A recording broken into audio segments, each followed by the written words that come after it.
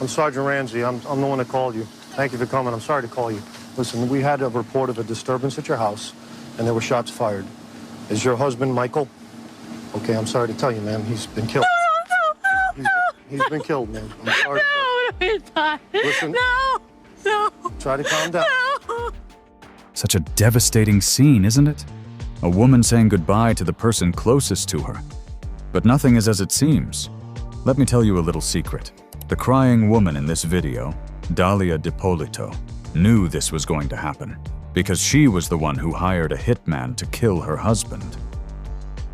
But that's not where the story ends. The police had already uncovered Dalia's plan. And here's the twist. Dalia's husband, Michael Dippolito, was never actually killed.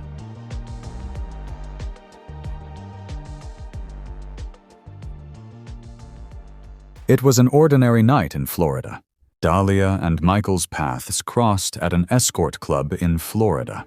Yes, at that time Dalia was working as an escort. Her life revolved around money and luxury. Michael, on the other hand, was far from innocent. He was on probation with a past full of fraud and other crimes. Between them, love sparked at lightning speed.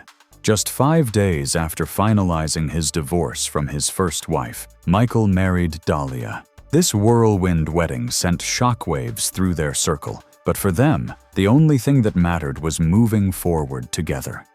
Both carried dark secrets from their pasts, secrets that wouldn't just catch up to them, but would completely change their lives forever.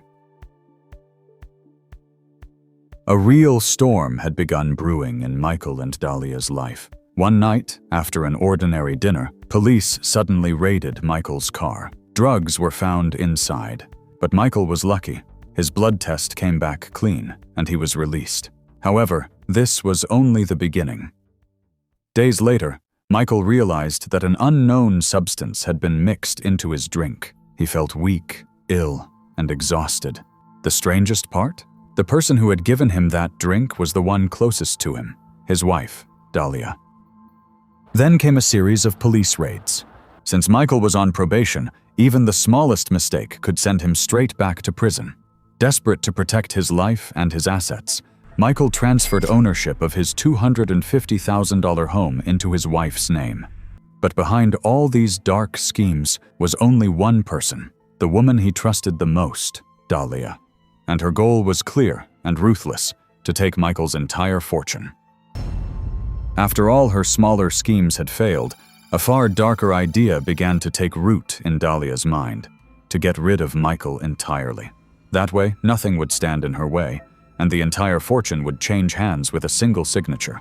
By the 6th month of their marriage, this deadly plan had taken shape in her head. By July 2009, Dalia met with Mohammed Shihadeh, either an ex-boyfriend or perhaps a former client.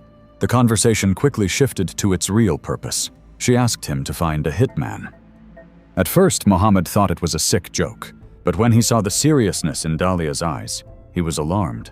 The very next day, he went straight to the police. Officers approached the matter cautiously, but decided to take the risk and use Mohammed as a confidential informant. Hidden cameras were placed inside Mohammed's car, and on July 30th, 2009, at a gas station, the critical conversation began.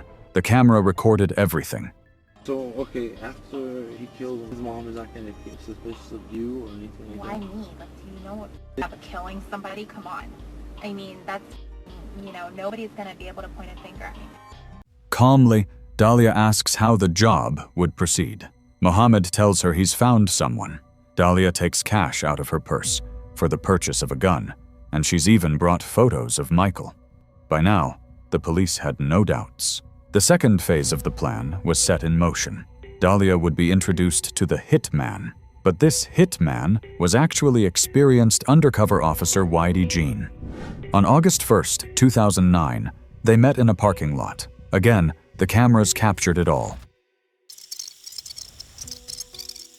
So I could get it done by Wednesday if you want me to. You understand? But I gotta do my homework, Right.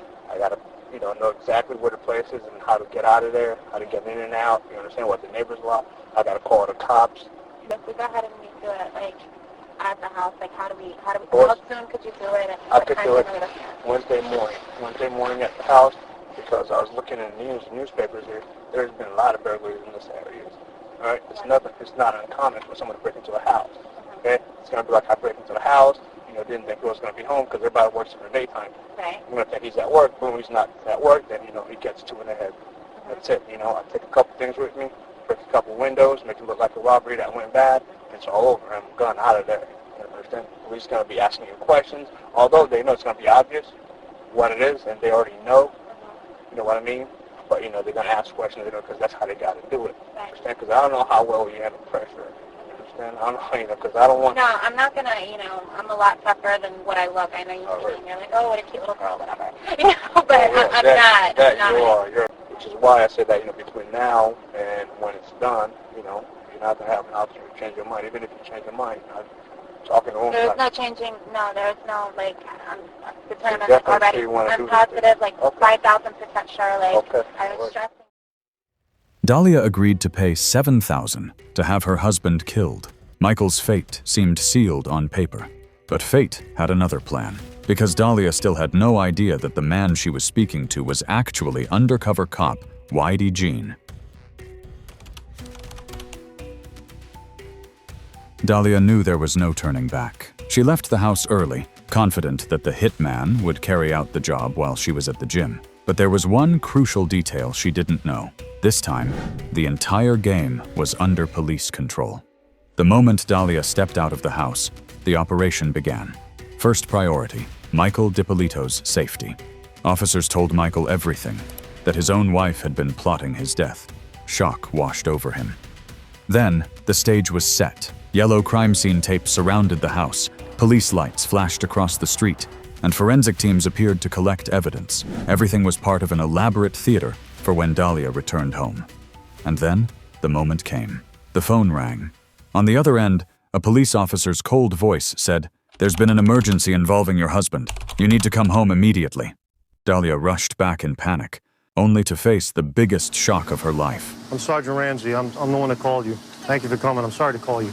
Listen, we had a report of a disturbance at your house, and there were shots fired. Is your husband Michael? Okay, I'm sorry to tell you, man. He's been killed. He's been killed, man. I'm sorry. Listen. No. Try to calm down. No. To get you to the station. No. We need to get you to our police station. I want to see him. I can't let you see him, man. We have to do our job. If you want us to find his killer, okay? We need you to calm down. I'm gonna need you to go with these detectives, okay? Does he have enemies? Is there anyone that would want to hurt him? Okay, who would want to hurt him? Witnesses said they saw a black male running from here. I can't let you see him, ma'am. Ma'am, I cannot do this right now. Ma'am, I can't do it. Detective Yopi, I need you to take her to the station. I can't. Ma'am, go with these detectives. If you want to help your husband, okay? If you want to help your husband, you need to go to the station with these gentlemen and tell us everything you know about who he knows, who he's connected to. Don't worry, we've already taken care of your dogs with animal control for right now. Everything's under control. And we'll take care of everything else, okay? Thank you, guys. Her expression looked as if her entire world had collapsed, but the real collapse was yet to come. Dalia was taken into an interrogation room. She still believed Michael was dead, while the police kept up the act, asking, "Is there anybody you could think of that would want to do this to him?"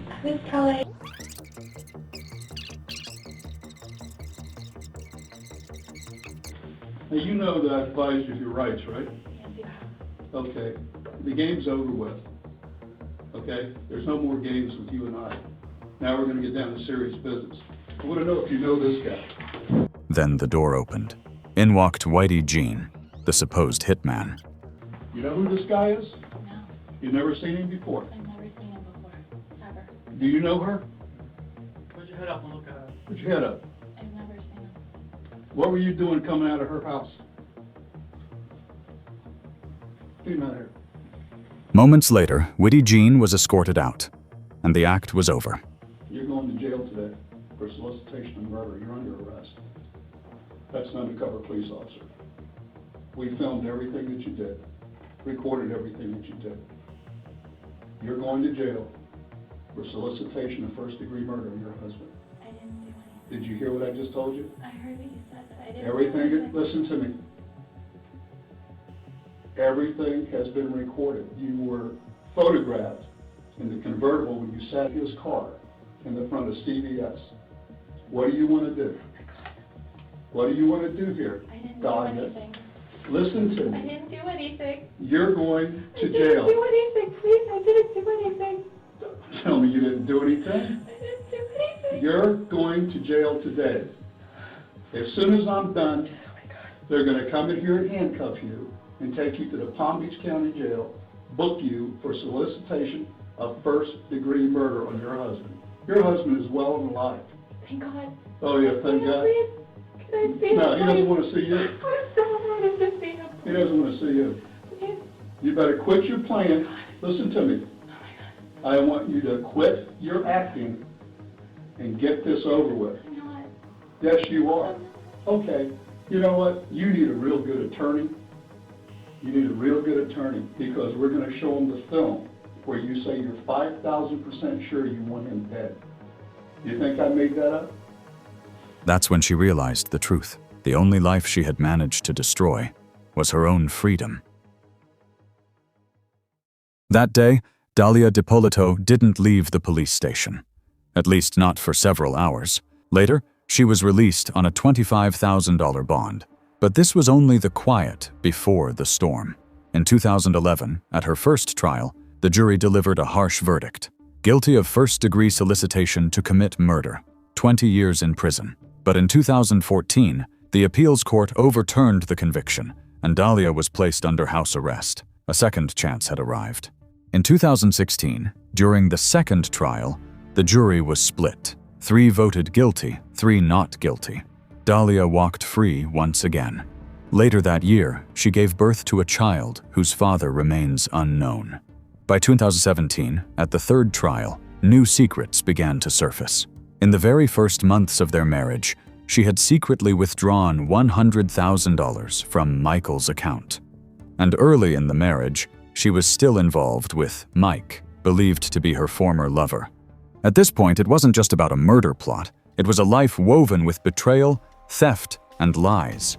After years of legal battles, the jury was no longer divided. They were 5,000% certain of Dalia's guilt. At 34 years old, Dalia Dippolito was sentenced to 16 years in prison. So what do you think? Was this a case of love being blind, or greed blinding the mind? Let's talk in the comments.